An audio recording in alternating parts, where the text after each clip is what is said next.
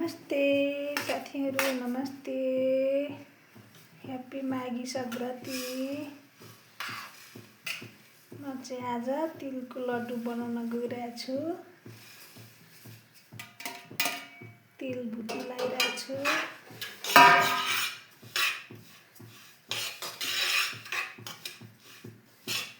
तपाईहरु पनि माघे सङ्क्रान्तिमा तिलको लड्डु बनाएर खानुहोला, आफ्नो नानी बाबुहरूलाई दिनुहोला बनाएर। म पनि आफ्नै तरिकासँग बनाउँदैछु है साथीहरू। आफ्नो नानी बाबुहरूलाई बनाएर खुवाउनु भन्दै मैले सक्खर काटेको सक्खर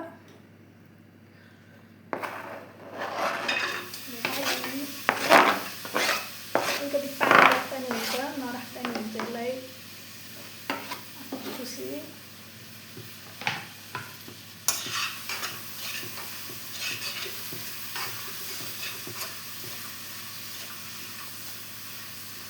यति गरिसकेपछि पग्लिन्छ, झोल बन्छ। झोल बनिसकेपछि यसलाई छान्नीमा छानेर गर्दा नि भयो, नछानिकन आफूलाई राम्रोसँग पकाएर गर्दा नि आफूलाई जे मनपर्छ त्यही गर्दा भयो। यो पग्लिसकेपछि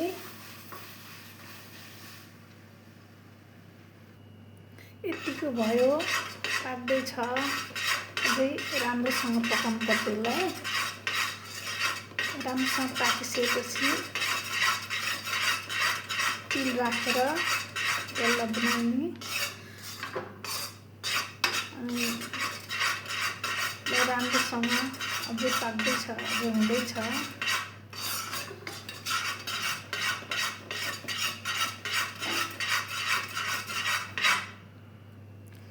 यतिसम्म भइसक्यो। अब थोरै कचौरामा पानी लिने, अनि भयो कि भएन भनेर टेस्ट गर्ने। टेस्ट गर्दाखेरि यहाँ अझै भएको छैन, अझै पाकिसकेको छैन।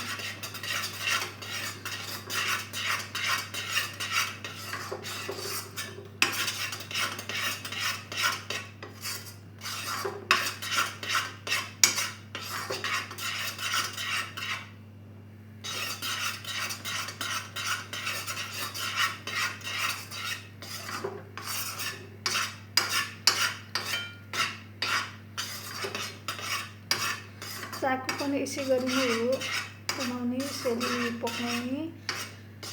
नरिवलहरू हाल्ने, आफूलाई के मनपर्छ त्यो राख्ने, तिलहरू हाल्ने।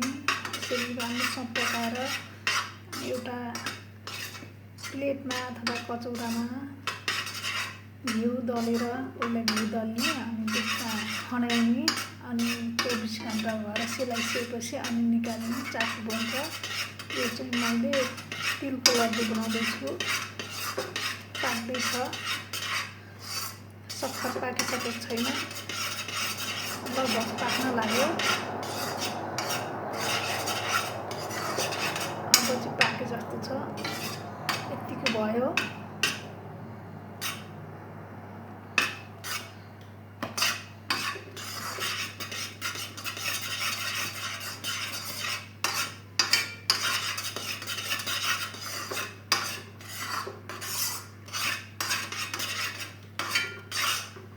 ल साथीहरू, यतिको भयो। अब चाहिँ फेरि पनि कचौरामा पानी लिने अनि टेस्ट गर्ने। यो जमो भने भयो। ल हेर्नु साथीहरू, ल भएछ। यतिको भएपछि सक्खर राख्ने, सानो ग्यास बनाउने।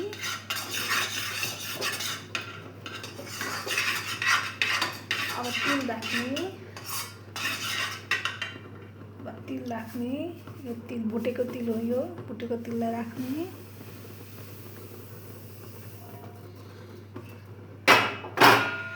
यसलाई यसरी खोल्ने।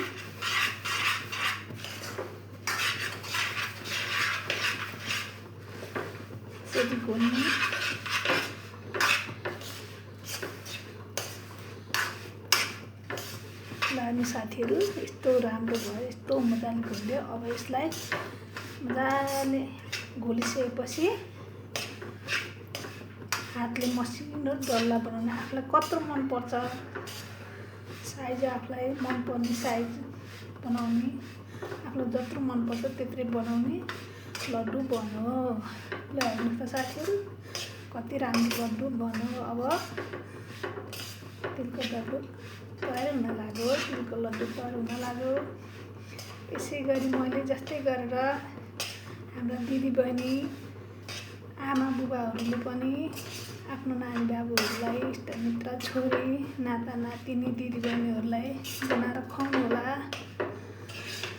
मैले जस्तै गरेर आफूले बनाएको, घरमा बनाएको एकदम राम्रो हुन्छ किनेर खानुभन्दा। 1 घन्टा, लगभग 1 घन्टा ध्यान दिएर बनायो भने एकदम राम्रो बन्छ। ल हेर्नुहोस् त साथीहरू, एकदम राम्रो बन्यो। अब थोरै हातमा पानी लाउने फेरि, अनि आफूलाई कत्रो मनपर्छ है त साथीहरू।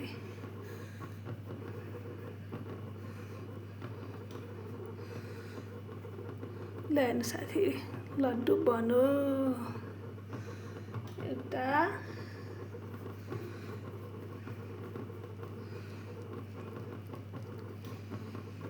यसै गरी मैले जस्तै गरेर सबैजनाले बनाएर खानु होला, आफ्नो बच्चाहरूलाई खुसी बनाउनु होला। ह्याप्पी माघे सङ्क्रान्ति।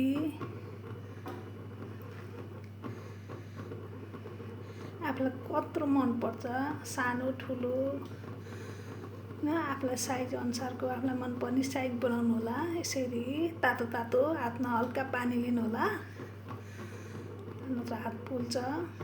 ल हेर्नुहोस् त कति राम्रो दाना बन्यो। ल है त साथीहरू, तिलको लड्डु बन्यो मेरो चाहिँ होइन। तपाईँहरू पनि बनाएर खानु होला। ह्याप्पी माघे सङ्क्रान्ति। सङ्क्रान्ति नजिकै आउँदैछ। ह्याप्पी माघे भन्दै आजलाई बिदा चाहन्छु। फेरि अर्को भिडियो भुजाको लड्डु बनाएर ल्याउँदैछु। भुजाको लड्डु पनि हेरेर साथ दिनु होला। यो पनि हेरिदिनुहुन्छ भन्ने आशा गर्दै आजलाई बिदा दिन्छु। By by, good night.